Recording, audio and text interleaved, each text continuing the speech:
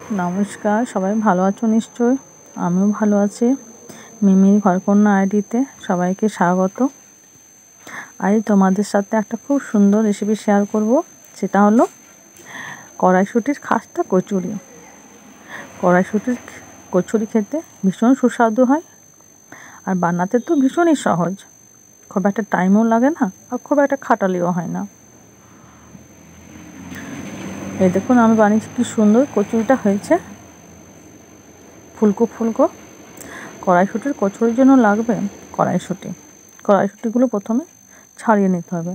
তারপর লঙ্কা আর একটু আদা দিয়ে মিক্সিতে পিষে নিতে হবে খুব মিহি করে। আমার পিষা হয়ে গেছে এটা। এবার কড়াইয়ে তেল দিলাম, তাতে একটু পানমৌরি ফোড়ন দিলাম, আর পেস্ট করে রাখা কড়াইশুঁটিটা দিয়ে দিলাম। আঁচটা মিডিয়াম রাখবে। এবার এটা একটু নেড়ে চেড়ে অল্প নুন দেব পরিমাণ মতো।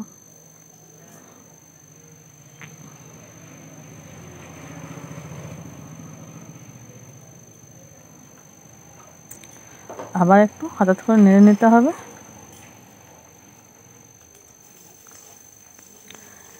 এবার একটু অল্প চিনি দেব, তাহলে কচুরিটা একটু মিষ্টিভাবে না এলে ভালো লাগে না। খুবই অল্প পরিমাণ চিনি দিলাম। এবার 2 চামচের মতো এটাতে ছাতু দিলাম, তাহলে খেতে ছালটা ভালো লাগবে, আর জলটা যতটা থাকবে সেটা সবটা ছাতুটাতে শুষে নেবে। খুবই শুকনো শুকনো হয়ে যাবে। এই দেখুন ছাতুটা দেওয়ার পরেই খুব সুন্দর শুকনো শুকনো হয়ে গেছে। এবার এটা নামিয়ে নেব।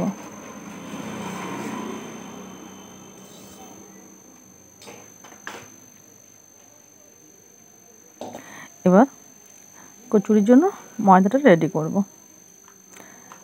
এখানে আমি 500 গ্রাম ময়দা দিয়েছি, একটু নুন দিলাম পরিমাণ মতো, অল্প একটু কালো জিরে দিলাম। এবার অল্প একটু সাদা তেল দেবো পরিমাণ মতো। একটু সাদা তেল দিলে ভালো খাস্তা হবে কচুরিগুলো।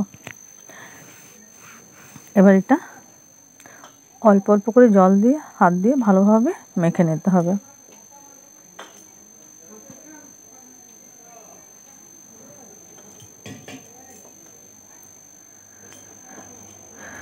আমার মাখা হয়ে গেছে ডোটা।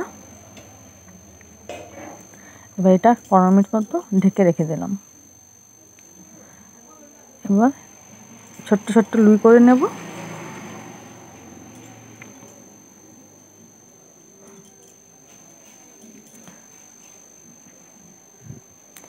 এবারে এই লুইগুলো হাত দিয়ে একটু গোল গোল এভাবে করে নিতে হবে।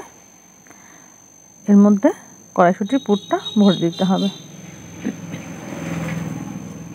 এভাবে, আর মুখটা এভাবে বন্ধ করে দিতে হবে। তারপর এটা একটু গোল করে একটু ময়দা মাখিয়ে রেখে দিতে হবে।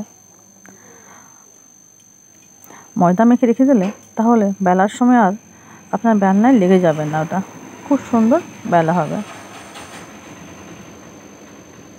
এই দেখুন কি সুন্দর বেলা হচ্ছে। আমি একটু ময়দা মেখে রেখে দিয়েছিলাম বলে। এভাবে সব কটা কচুরি বেলে নেব।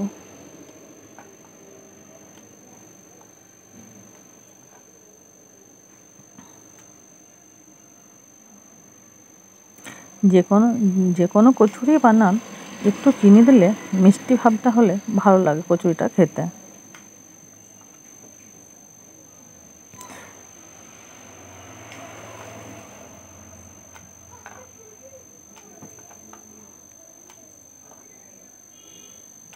এখন তো বাজারে প্রচুর কড়াইশুঁটি। এবার কড়াইয়ে তেল দিয়ে সেটা গরম হয়ে গেছে, কচুরিটা আমি ছেড়ে দিলাম। এই দেখুন আমার কচুরিটা কি সুন্দর ফুলে উঠেছে।